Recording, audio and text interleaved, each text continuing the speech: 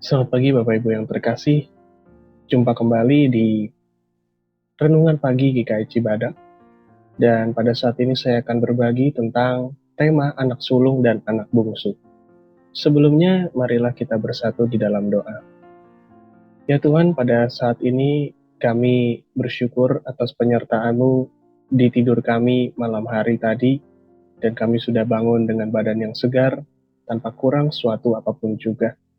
Kami hendak memulai hari ini Tuhan dengan merenungkan firman Tuhan, Tuhan yang tuntun kami di dalam kebenaran-Mu, dan berikan kami hikmat serta pikiran yang terbuka, supaya kami dapat mengambil pesan firman Tuhan untuk kami jalani di hari ini. Kiranya Tuhan yang akan menuntun dari awal sampai akhir renungan ini. Di dalam nama Tuhan kami, Yesus Kristus, kami berdoa. Amin.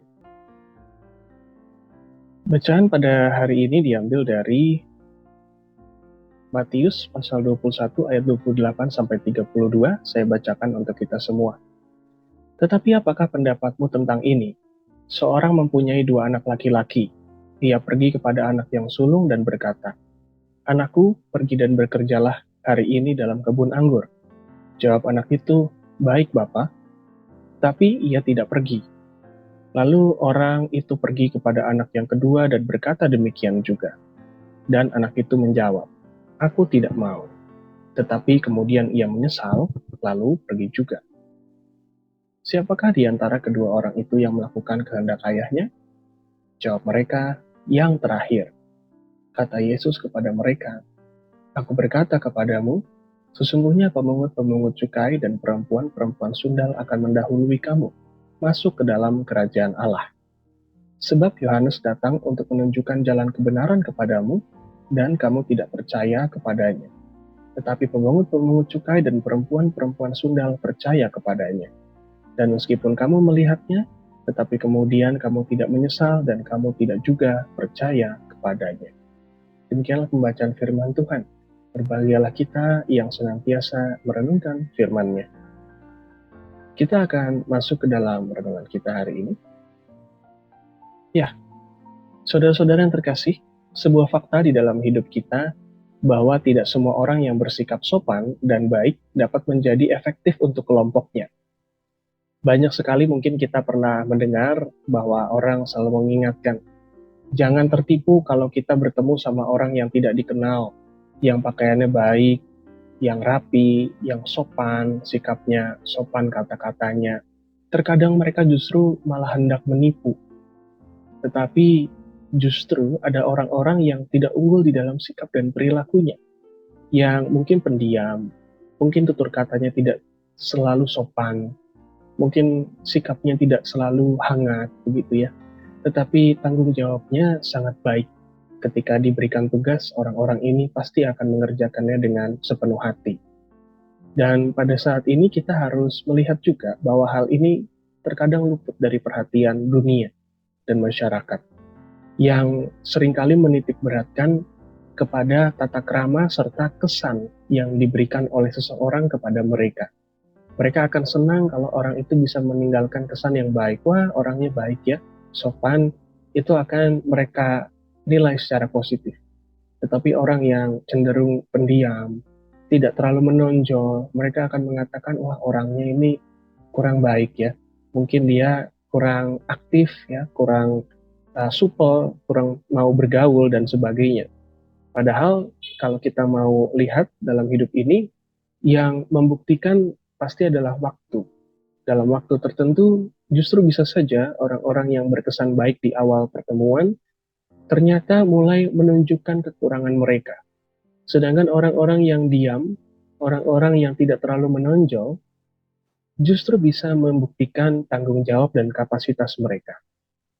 Nah, pada hari ini Bapak Ibu Saudara, firman Tuhan pun membahas tentang 2 kelompok yang diterima secara sosial, yang dipandang baik, mungkin orang-orang yang dianggap saleh, para pemimpin-pemimpin agama, ahli-ahli Taurat.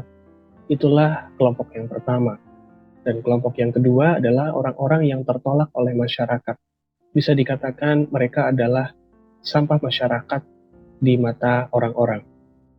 Tuhan Yesus justru mengingatkan bahwa orang-orang yang tertolak ini, yakni para pemungut cukai dan perempuan-perempuan sundal, itulah yang akan menjadi terdahulu ketimbang orang-orang yang dianggap saleh.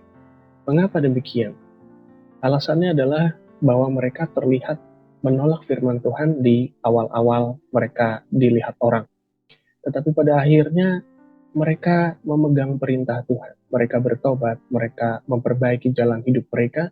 Bahkan ketika orang tidak melihat pun, mereka memang memegang prinsip firman Tuhan ini bagi hidup mereka. Sementara banyak yang tadi bersikap baik itu hanya menjadi terkemudian karena mereka hanya menjalankan perintah Tuhan sebagai tampakan luar mereka saja. Dan kalau kita mau refleksikan ini dalam hidup kita, inilah yang seharusnya kita juga ingat betul, bahwa sebetulnya penilaian manusia tidaklah berhubungan dengan diterimanya seseorang di hadapan Tuhan. Tuhan melihat dari keseluruhan tingkah laku kita, baik itu yang dilihat orang maupun yang tidak terlihat oleh orang lain. Dan dalam kurun waktu seumur hidup kita adalah lebih baik apabila kita mengakhiri pertandingan iman dengan penuh percaya kepada Tuhan, ketimbang kita melakukannya di awal lalu meninggalkannya di tengah jalan. Bapak Ibu Saudara yang terkasih, maka di pagi hari ini marilah kita ingat bahwa yang Tuhan kehendaki adalah seperti yang tertulis di Matius 12 ayat 50. Dikatakan di sana, sebab siapapun yang melakukan kehendak Bapakku di sorga, dialah saudaraku laki-laki, dialah saudaraku perempuan, dan dialah ibuku. Yang dimau oleh Tuhan bukanlah kita yang hanya bersikap baik, yang hanya bertutur kata yang baik, tetapi yang betul-betul melakukan kehendaknya. Bahkan ketika kita secara perkataan mengatakan aku tidak mau melakukan, seperti perumpamaan anak bungsu dan anak sulung tadi, tetapi kita melakukan kehendaknya, itulah yang dianggap sebagai orang yang melakukan kehendak Sang Bapa.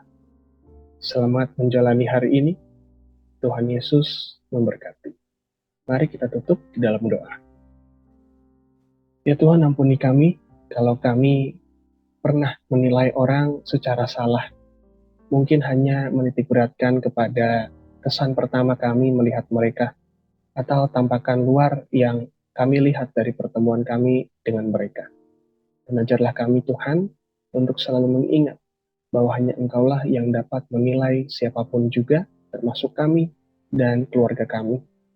Maka biarlah Tuhan juga yang pimpin kami untuk senantiasa melakukan kehendak Engkau, sehingga kami pun dianggap sebagai orang-orang yang memiliki kebenaran di dalam hidupnya. Bukan hanya orang-orang yang melakukan perintah-Mu sebagai tampak luar kami saja. Dan ampuni kami Tuhan kalau kami juga pernah menolak panggilan-Mu, dan biarlah kami dapat Tuhan terus tuntun untuk terus dipanggil sehingga kami dapat terus melakukan kehendak Tuhan.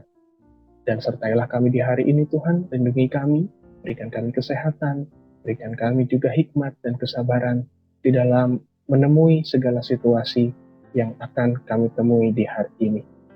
Dalam nama Tuhan kami Yesus Kristus, kami sudah berdoa. Amin.